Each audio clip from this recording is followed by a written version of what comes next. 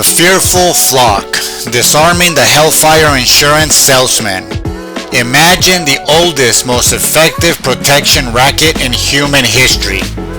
A shadowy figure appears at your door, points to the flammable materials in your house it's built from, and declares, "This will definitely burn down, and when it does, the owner will be furious. But I happen to sell the only insurance policy he accepts." You never see the owner. You only have the salesman's word. But the fear is so visceral, so primal, that you pay. You pay and you keep paying. This episode diagnoses the core engine of institutional religious control, the Hellfire Insurance Salesman. This is the metabolic dysfunction where the natural human awareness of mortality and moral consequence is pathologized into a terrifying eternal threat and then monetized. The tumor cannot survive in a climate of love and curiosity. It requires a perpetual state of low-grade terror to metastasize. What if the cure for this spiritual extortion is not buying a better policy, but to fast from it? What if we simply stop being afraid of the salesman's story? The metabolism of this cancer runs on a simple, brutal formula. Manufacture a problem only you can solve, and ensure the problem is so terrifying that customers never question the solution.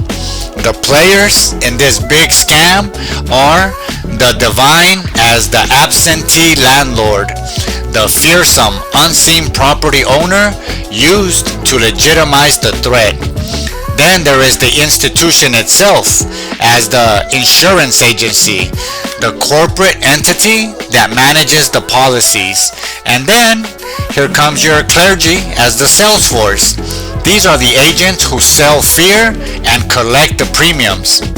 So let's trace the life cycle of this protection racket through a single universal human experience. Let's use death again, the death of a loved one. Here comes the arsonist warning. This is the mutation of the cancer. A woman loses her father. The natural human response is grief, a complex mix of love, loss, and existential questioning about the nature of life and what follows. The institution intercepts this profound vulnerability. It doesn't offer comfort, it offers a threat assessment. It pathologizes her natural grief and questions into evidence of her father's potentially precarious post-mortem status. This natural process of mourning is mutated into a crisis of eternal security. The exclusive policy. This would be in a cancer the angiogenesis stage. The tumor now creates its blood supply by offering the sole underwriting for this cosmic risk. The solution is not to sit with the mystery of death, but to purchase spiritual safeguards, paid memorial masses, specific prayers to shorten his stay in a provisional afterlife, donations in his name to the very agency assessing the risk.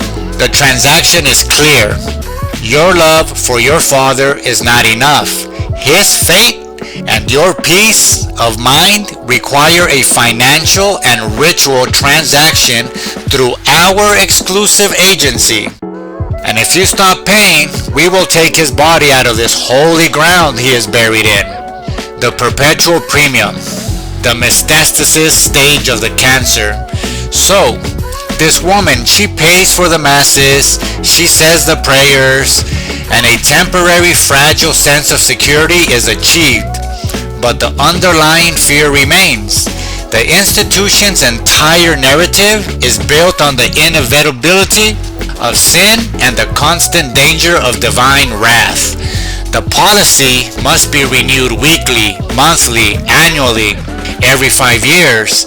Her spiritual security is now a subscription service, and her love for her departed loved one has been successfully leveraged into a recurring revenue stream. The cycle, once again, is complete. The tumor has fed by turning her deepest human emotions into a manipulable asset.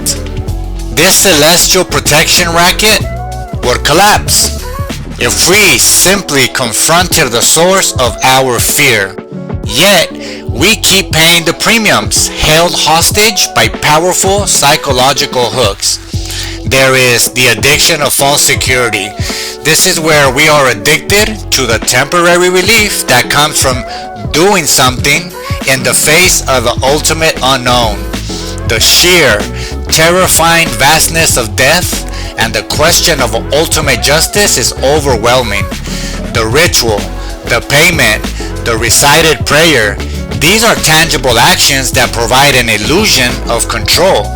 This addiction is a surrender to a managed anxiety, a preference for the devil you know over the terrifying freedom of an unmediated relationship with the infinite. And then the fear of being uninsured. This is the master stroke of this tumor, of this cancer. The terror of catastrophic spiritual loss. What if it's true? What if I cancel my policy and the fire actually happens? The institution magnifies this fear by painting graphic pictures of consequences of lapse, eternal torment, separation, despair. It convinces us that even a 1% chance they are right justifies a 110% commitment to their program. This is fear-based marketing, perfected over millennia, instilled in us since birth, making the cost of disbelief seem infinitely higher than the cost of compliance. We have been sold the lie that the divine operates on a system of cosmic justice that perfectly mirrors a human insurance contract, with fine print, loopholes, and specific payment requirements. We believe that the ineffable mystery of the universe can be reduced to a simple equation. These sins equal this punishment. These prayers equal this credit. We cannot imagine that the transactional model and that our attempts to bribe or insure our way into safety are fundamentally missing the point. The treatment for this cancer is a courageous withdrawal from the fear economy, or a dry fasting to reset our bodies and kill this cancer. We must starve the tumor of the terror that is its primary fuel. This is our personal cancellation of the phantom policy. We must institute a firm rule. I will no longer make any spiritual or financial decision based primarily on fear. When I feel a spiritual anxiety, I will sit with it and inquire into its source before I act. This means that when the impulse arises to give my money out of guilt or to perform a ritual to ward off bad luck, I will pause. I will ask, am I acting from love and genuine devotion or from fear of punishment? You cancel the automatic payment of your mental and emotional energy to the insurance salesman. And here comes the linguistic and mental detox. We must change the language of spiritual extortion. We need to stop saying, I fear for my soul. And we need to start saying, I am responsible for my ethical life. We need to stop saying, I must save myself from hell. And we need to start saying, I am working to create heaven on earth, right here, right now. Stop calling eternal damnation and call it a mythological construct for social control. This reframes our spiritual life from a defensive crouch against divine wrath to a proactive engagement with ethical living and present moment meaning. The community-based nourishment, or the Mortality Dialogues. The energy we withdraw from the fear economy must be invested in a new, honest form of community. Participate in death cafes or mortality circles. Gather with others to discuss death, dying, and the meaning of life openly and without religious dogma. This demystifies the great unknown and robs the salesman of his primary weapon.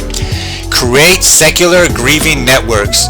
provide practical and emotional support for those experiencing loss, focusing on celebrating the life lived and supporting the living rather than negotiating the hypothetical fate of the deceased. Practice courageous conversations. In trusted circles, discuss your deepest existential fears openly. Sharing these fears in a non-judgmental space often reveals their power is an illusion, sustained by silence and isolation. As more of us conduct our fear audit and withdraw our energy, the hellfire tumor, that cancer, will begin to starve. Its power, derived from our silent, unexamined terror, will dissipate. It will thrash and writhe. We will see increasingly graphic and desperate sermons about hell, the heightened condemnations of apostates. Recognize this for what it is: a sales team doubling down as their quarterly numbers plummet. We are not abandoning God. We are abandoning a human-created caricature of a divine extortionist. As we walk away, we leave behind a business built on terror and a step into the uninsured, exhilarating, and authentic freedom of life lived by conscience, not by threat. The Hellfire Insurance Scheme is a cancer, a tumor that metastasizes in the dark soil of our unexamined fears. Our prescribed dry fast or withdrawal of our belief in the threat and our payments on the policy is the metabolic reset. It attacks the disease at the level of primal emotion. There will be a healing crisis. The salesman will not give up his commission without a fight. He will scream that we are playing with fire, that we are fools canceling our policy as the flames lick at our feet. But this crisis is a sign that the treatment is working. The cancer is dying. On the other side of this withdrawal is no damnation, but a profound liberation. So let's imagine, let's visualize, let's materialize a world where our morality is guided by empathy, reason, logic, not by fear of a cosmic torture chamber. A world where our spirituality is a source of comfort and inspiration, not anxiety and dread. A world where the word salvation is replaced with wholeness and damnation is replaced with ignorance. This is the natural harmony that awaits. The hellfire narrative, starved of our belief and our fear, will naturally phase out, and our relationship with the sacred will be reborn, not as a transaction with a fearsome king, but as a humble, awe-filled participation in a mysterious and magnificent universe.